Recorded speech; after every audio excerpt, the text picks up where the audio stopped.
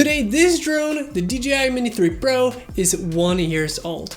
And let's talk about it in 2023 and how it is now after a year after its initial release. I stated in one of my recent videos that I would not be switching from the Air 2.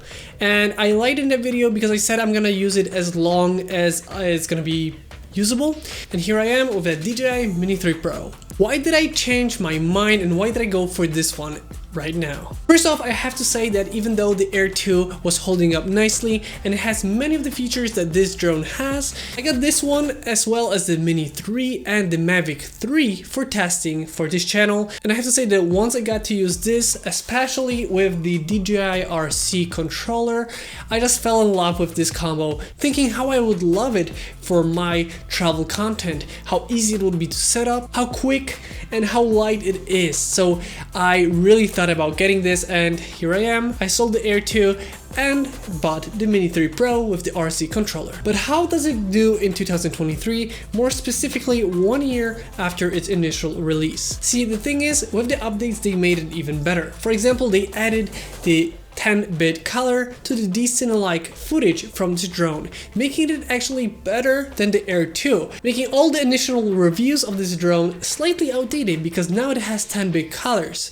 What 10-bit does is it provides more colors that the drone can record, but what it really does for me especially is when editing and post-production, I can push the colors a little bit more towards the way I want it to instead of having it break down when editing. It's 249 grams, so it falls below the 250 gram mark, but if you want a more of a traditional review style for this drone, check out the video in the top right corner of the screen right now. And with that being said, just going over the quick specifications that we have to talk about: 48 megapixels, vertical shooting, which is amazing. No other drones can do that other than the Mini 3, and it is below the 250 gram mark.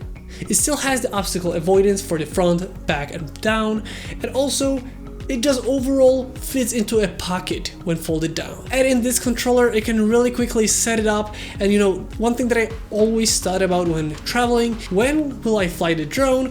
Where can I set up? With this, you can just start off, fly it in a matter of seconds. And with that being said, it is, in my opinion, the best content creation drone in 2023, even a year after its release. And it actually gotten better throughout that year. With its ability to shoot in vertical, it is perfect for the reels, shorts, TikToks, everything for the short form content, and with its 10-bit footage and 4K 60 frames per second, it's incredible. So in a sense, I did lie in that video, but it was a lie that I did not predict to happen. I just didn't predict to fall in love with this drone so much.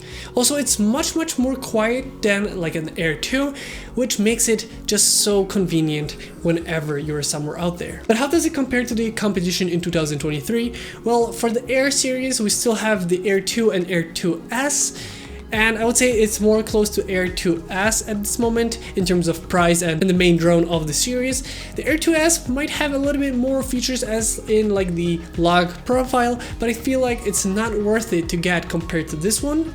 I would rather have the vertical shooting and the lightweight aspect of it. And in some testing, it actually seems to be even better in low light because of its 1.7 aperture that it has. It's just more convenient, especially with the controller. Another competition, the Mavic 3, well, it's much more powerful, it's much bigger. I feel like it's a whole different ball game. This is more aimed towards a content creation and content creators like myself, or travel content creators, especially vlog style, whoever just wants to have a good, very good, high quality content with as low as possible in terms of the size and weight ratio. Well, Mavic 3 is a more expensive, bigger, heavier drone that I don't see a straight competition, and the Mini 3 just doesn't have as many features as this one has. It doesn't have the obstacle avoidance, 10-bit, 4K 60 frames per second, or just the color profile of the DCine-like. So even though this drone might be 1 year old, today it seems like it's still without a competition. In my opinion, the best drone you can get for YouTube, shorts, reels, long form content, any content creation in general, it is the best all-in-one drone on the market at the moment. And I don't think so there's gonna be a Mini 4 Pro coming out soon.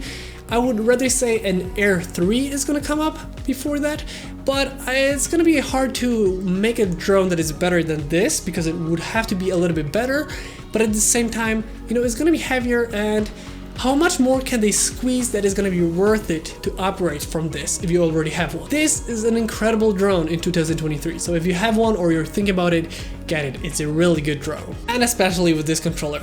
The setup is the best content creation setup in my opinion in 2023. And with that being said, I hope you guys enjoyed this video. If you did, don't forget to like, comment, and subscribe. I hope you guys enjoyed this video once again, and I'll see you next time.